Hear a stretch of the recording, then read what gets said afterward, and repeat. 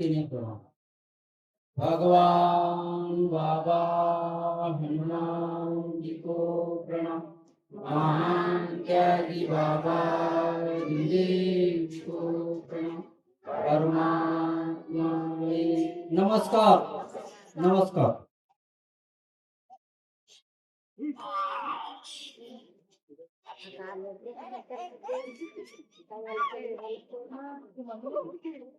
संमेलनात या मंडपात, संमेलनात या मंडपात, जसं सोपतय गुरु माझे लाकात,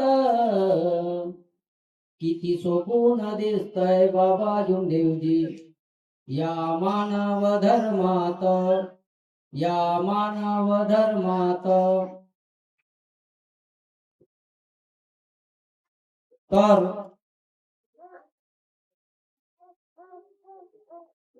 या चर्चा बैठकीचा विषय आहे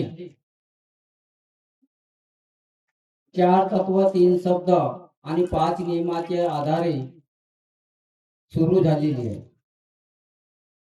तर या बैठकीमध्ये स्वयं शक्तिशाली भगवान बाबा हनुमानजी उपस्थित आहेत।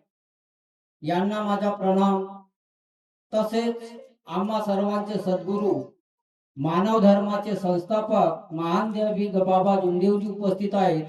बाबांना माझा प्रणाम। तसेच आम्हा सर्वांची मातोश्री वाराणसी आई डुप्रीकर उपस्थित आहेत। आईंना माझा प्रणाम। तसेच आजच्या चर्चा बैठकीचे अध्यक्ष सन्माननीय आदरणीय आणि साकोली शाखेचे उपाध्यक्ष, लाखनी परिसरातील मार्गदर्शक आदरणीय डोमाजी लांजेवार भाऊ या बैठकीमध्ये उपस्थित आहेत। यांना माझा नमस्कार। तसेच आजच्या चर्चा बैठकीचे पाहुणे आणि पालांदूर शाखेचे पालांदूर परिसरातील मार्गदर्शक परिसर सन्माननीय चोक्कर भाऊ यांना माझा नमस्कार। तसेच पिंपळगाववरून आलेले मार्गदर्शक सन्माननीय कमाने भाऊ यांना माझा नमस्कार। तसेच हिवरखेड्यावरून आलेले मार्गदर्शक शिवणकर भाऊ यांना माझा नमस्कार। तसेच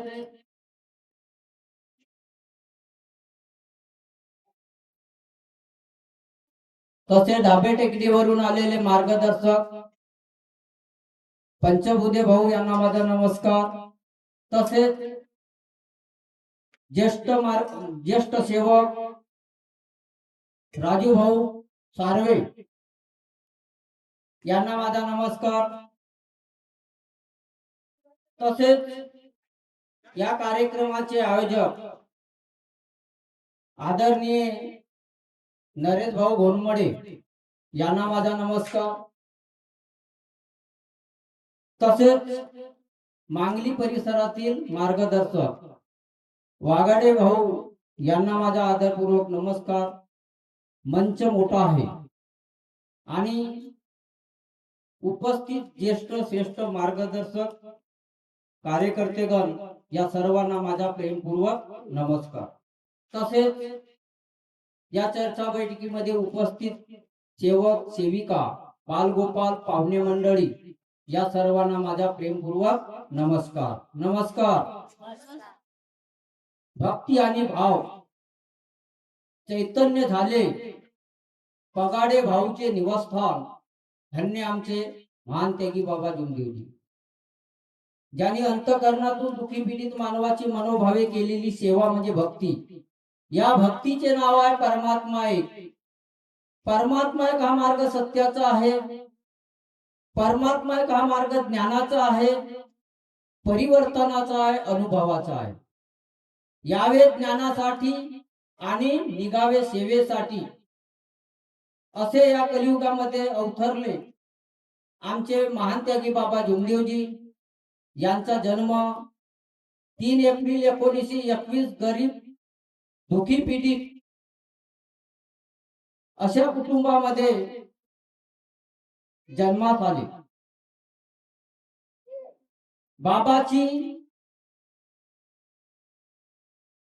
बाबाच्या कुटुंबामध्ये खूप दुःखी पिढी होते आणि या मानव धर्माचे बाबांनी रहस्य लिहून दिलेले आहे. माणसाने माणुसकीने जगणे हाच खरा धर्म आहे. साधा आणि सोपा आहे, परंतु आचरणात आणि कृतीमध्ये आणणे मात्र कठीण आहे. केल्याने होत आहे रे, आधी केलीची पाहिजे. आपण करत असलो तर साधा आहे, करत नसलो मात्र कठीण आहे. बाबा हनुमानजीची प्राप्ती 1946 मध्ये केली. का केली?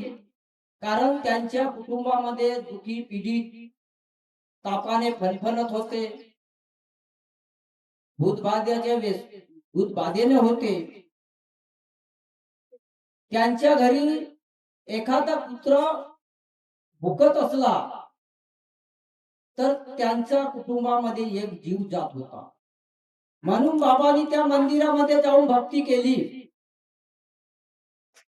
एकदा बाबाच्या कुटुंबामध्ये त्यांची पुतणी, तिच्यावर दुःख आले आणि त्या मुलीचे दुःख बाबा पाहू शकले नाही आणि त्या परमेश्वराला मंदिरामध्ये जाऊन त्या परमेश्वराला विनवणी करू लागले की हे बाबा, हे हनुमानजी, तुम्ही प्रथम आपल्यामध्ये विलीन करा, नाहीतर त्या मुलीचे दुःख दूर करा. त्या मुलीचे असं दुःख होतं, तिच्या अंगावर फोड्या होते, रक्तपू वाहत होता आणि त्या रक्तपूला मुंग्या लागत होत्या. अशी परिस्थिती त्या मुलीची बाबा पाहू शकले नाही. तर 22व्या-23व्या दिवशी बाबा छपरामध्ये बसले असताना ती मुलगी खेळत होती. त्याचप्रमाणे रंगारी समाजाची बाई आपले दुःख घेऊन येत होती.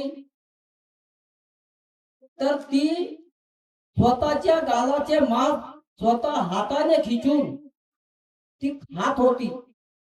अशा पद्धतीनं बाबाच्या घरी दुखी मानव येत होते. त्यांची ते परिस्थिती पाहून बाबा खूप चिंताग्रस्त राहत होते आणि बाबांना भगवंत कसा प्राप्त झाला, बाबांनी हनुमानजीची प्राप्ती केली 1946 मध्ये आणि एका सृष्टीच्या विधात्याची प्राप्ती 1948 मध्ये केली. ते रंगारी समाजाची बाई, त्या बाईला म्हटले की दररोज येत होती. कमीत कमी 2.5 वर्ष ती बाई बाबाकडे येत होती. बाबाने म्हटले की हे बाई, हे तुझी आखरी भूक आहे, दुबारा आना नाही. त्यावेळेस बाबाने अंतर आत्म्यातून त्या परमेश्वराला पुकारले, तुझ्या आहे तुझ्या पाशी कशाला विचारल्यास आपल्या आत्म्याची. त्या बाईला भूक मारून दिले आणि ते पुन्हा आली नाही. बाबांनी त्या हनुमानजीला गुरु मानले आणि त्या गुरुने बाबांना मार्गदर्शन केले. पहा, आमचा मानव धर्म जगा वेगळा आहे, खरोखरच जगा वेगळा आहे. परमेश्वराला गुरु मानणे साधी गोष्ट नाही. आपण बरेच भक्ती केला, बरेच देवाची भक्ती केला, पण त्या ठिकाणी आपला मात्र हारा लागला नाही. बाबाचा भाऊ मारोतराव हे आतमध्ये झोपले होते आणि त्या मारोतरावचे पाय कोणीतरी हलवले. भगवंताची लीला वेगळी आहे. भगवंत कोण्याही पद्धतीने आपल्या मध्ये जागृत होते. पाय हलवल्यानंतर बाबांनी विचार केला आणि त्या परमेश्वराच्या शोधामध्ये लागू लागले. त्यानंतर 1948 मध्ये एका भगवंताची प्राप्ती केल्यानंतर प्रपंच साधून परमात्मा साधावा, बाबांनी प्रपंचाची भक्ती केली, आई वडिलांची सेवा केली आणि म्हणून परमेश्वर बाबांना प्राप्त झाले.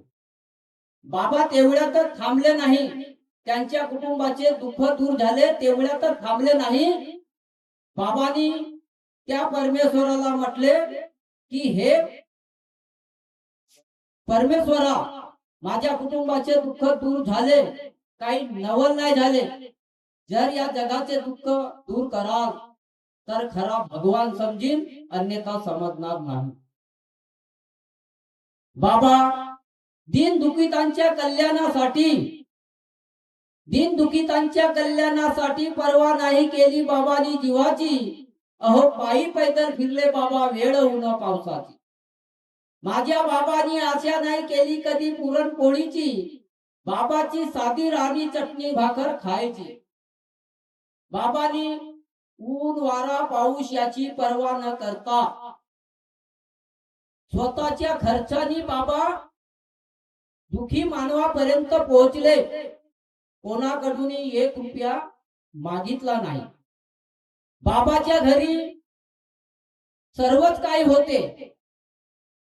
जसं त्यांचा मुलगा लागला डॉक्टर मनोज बुबरीकर, बाबाच्या घरी बोरविरोड होते. पण बाबा आपल्या सेवकासारखे, जसे आपले सेवक चालतात बैल बंडीने, त्यांच्या संगतीने अशा मानवांना मिळाले की ते व्यसनाने डुबलेले आहेत, कर्जाने डुबलेले आहेत, तहानलेले आहेत, त्यांना पाण्याची गरज आहे. व्यसनाने काही घर उद्ध्वस्त झाली आहेत आणि नाल्यामध्ये पडू पडू त्यांची वास येत आहे, त्यांच्यावर अड्या चालत आहेत. अशा मानवांना मिळाले आणि त्यांना तत्वशब्द नियमाची मलमपट्टी लावून या मानव धर्मामध्ये ओढले आणि आज आमची तहानभूक हरवून गेलेली आहे. बाबा स्वतः त्यागी झाले आणि आम्हाला त्यागी केले. धन्य मेरे बाबा हुए जन्म रत्नों की खान है, धन्य मेरे बाबा हुए जन्म रत्नों की खान है, मानवता के हुए पुजारी बाबा त्यागी मान. बाबा त्यागी मान आहे. ज्ञान पररस मररस योगी, ज्ञान पररस मररस योगी कोण आहेत? आमचे बाबा जुमदेवजी आहे. ज्ञान पहा, ज्ञानाचा प्रकार आहे. अरे लाखों किताबें पढ़े होंगे, लाखों किताबें पढ़े होंगे, लेकिन इस मार्ग में तू कच्चा है. आपण बरेच पुस्तकं वाचलो, अभ्यास केलो, काही शिक्षक झाले, हर प्रकारे आपापल्या पद्धतीने काम करतात. पण हा जो मार्ग आहे हा ज्ञानाचा आहे, हा संस्काराचा आहे. बाबांनी आपल्याला संस्कार शिकवले आहे. मग ते कोठे आहे? त्या आपल्या ज्ञानामध्ये आहे. ज्ञान पररस मररस योगी. बाबांनी तत्वशब्द का दिले आहेत? ते त्याच्यामध्ये ज्ञान आहे. आपल्याला या परिवारामध्ये जे संस्कार आहेत, आपण चांगले वागणे, मुलांकडे लक्ष देणे, त्यांना अभ्यास सांगणे आणि त्यांना वळण चांगली लावणे, हे म्हणजे एकामेकाचा भेदभाव करू नये, सेवकाचा भेदभाव करू नये, कोणाची निंदा करू नये, हे बाबांनी ज्ञान शिकवले आणि ते संस्कार आहे. आपल्याला या ज्ञानामध्ये मरणे आहे. ज्ञान पररस मररस योगी. आणि जेव्हा आपण या मार्गाची चांगली जोपासना करू तर आपण योगी सारखे दिसू. सासूनं सुनाचा विरोध केला नाही पाहिजे आणि सुनानं सासूचा विरोध केला नाही पाहिजे. केल्या पाहिजे का?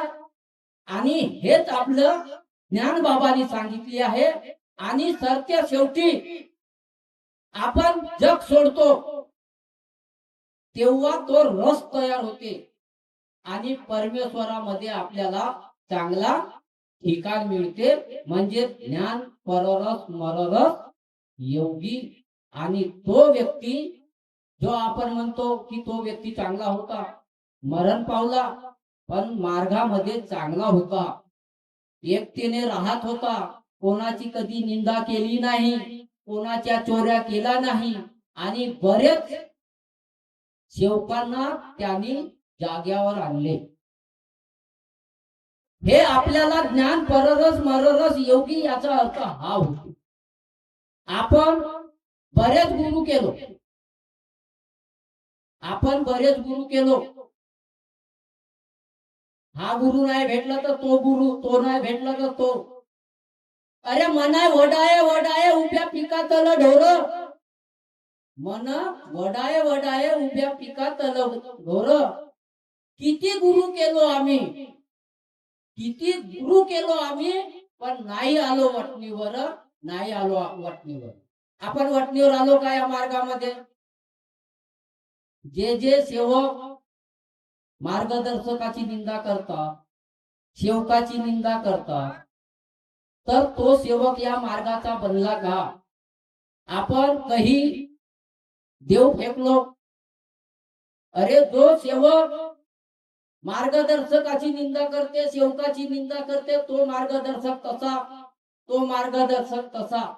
अरे स्वतःला विचारा, मी आहे कसा, मी आहे कसा? या मार्गामध्ये गुरु आपला एकच आहे आणि तो आहे महान त्यागी बाबाजी. धन्य मेरे बाबा हुए, जन्म रत्न की खान है, मानवता के हुए पुजारी, बाबा त्यागी महान है. बाबा स्वतः त्यागी होऊन आम्हाला त्यागी बनवले आणि आज मोठ्या भक्तिभावाने या बैठकीत येतो. मार्गदर्शक पहिले सेवकच होते. मार्गदर्शक म्हणजे मार्ग धावणारा आणि सेवक म्हणजे सेवा करणारा. पहिला आम्ही सेवक होतो आणि जन्मभर सेवक राहू. आम्ही तुमच्या गावी आलो, तुमच्याकडून काहीतरी घेणे आहे आम्हाला आणि आम्ही तुम्हाला देणे आहे. म्हणजे पहा मार्गाची रूपरेषा कशी आहे. म्हणून ज्ञान पररस मररस योगी. ज्ञानाचा प्रकाश, ज्ञानाचा प्रकाश जोमदेवजी कोण आहे? आपले गुरु आहेत. ज्यांनी, ज्या मानवानी आपल्याला सूर्यनारायण लावला, असे गुरु कोण? आई वडील. आई वडिलाची किंमत करा. सूर्य ढगाळ जातो पण पुन्हा दुसऱ्या दिवशी दिसतो, पण आई वडील मातीमध्ये गेले तर पुन्हा दिसणार नाही. म्हणून किंमत ठेवा आई वडिलाची. आपण भक्ती कोणाची करतो? भक्ती कोणाची करतो? अरे ज्या मानवानं आपल्याला जन्म दिला, ज्या आई वडिलांना आपल्याला जन्म दिला, खरी भक्ती तेच आहे. आई वडिलाची सेवा करा. मेल्यावर कागोरी नको टाका, बाबांनी सांगितली आहे. कागोरी नको टाका, जेवायला नको द्या, पण आई वडिलाची जिवंतपणी सेवा करा आणि तेच खरी भक्ती आहे. अन्यथा तुम्ही किती अगरबत्त्या लावत असाल, बाबा बाबा म्हणत असाल, त्या तुमच्या भक्तीला काही अर्थ राहणार नाही. राहील का? अरे आई वडिलाला तुम्ही तुझा भाव करा. जे सून आहे आपली, त्या सुनाशी भेदभाव करा तर उद्या तुमची मुलगी आहे ना. म्हणून या मार्गामध्ये प्रपंच साधून परमात्मा साधावा, तीच खरी भक्ती आहे.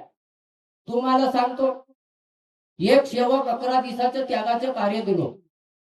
11 दिवसात शेवटी शेवटी 3-4 दिवस बाकी होते. त्याची छाती भरून आली. छाती भरून आली. पत्नी म्हणते पतिदेवाला, इसापूरची घटना आहे. बालू बारसकर ना, तर पहा, बारसकर भाऊ त्याची छाती भरून आली आणि पत्नी म्हणते तुम्ही मरत्या का, तुम्ही मरत्या का, औषध पाणी घेऊन टाका. पण तो ध्येयवादी सेवक होता. ध्येयवादी सेवक होता. बापू म्हणला मी तुला 5 मिनिट आपल्याकडून देतो, तू माफी माग आणि एक चाळीचा गिरता बनव. 5 मिनिटात आराम नाही झाला तर तू मला न विचारता तू औषध खा आणि आपले कार्य तोडून टाक. 5 मिनिट त्याची वाट पाहत बसलो. बैठकीत होतो. फोन आला त्याचा. भाऊसाहेब म्हणते मला आता बरा वाटते, मी आराम करतो. म्हणजे सेवक कसा पाहिजे, सेवक कसा पाहिजे, भक्तीचा भुकेला पाहिजे, आत्मविश्वास पाहिजे त्या भक्तीवर, तर त्याचा कल्याण झाल्याशिवाय राहत नाही. पहा, एका शब्दावर मीनं जो शब्द दिलो त्या शब्दावर परमेश्वर जागृत राहिला. म्हणून धन्य मेरे बाबा हुए. महान त्यागी. बाबांना महान त्यागी का म्हणतो? पहा, बरेच मार्गदर्शक आहेत. टायमाला किंमत आहे. टाइम इज मनी. वेळाची किंमत. म्हणून तत्वशब्द नियमाचे पालन करा. छोटासा अनुभव सांगतो, बिलकुल छोटासा. आमच्या गावची एक बोरकरी बाई, तिच्या पतीचे नाव आहे लालाजी बोरकर, पत्नीचे नाव आहे लक्ष्मीबाई. लक्ष्मीबाई ही ध्येयवादी.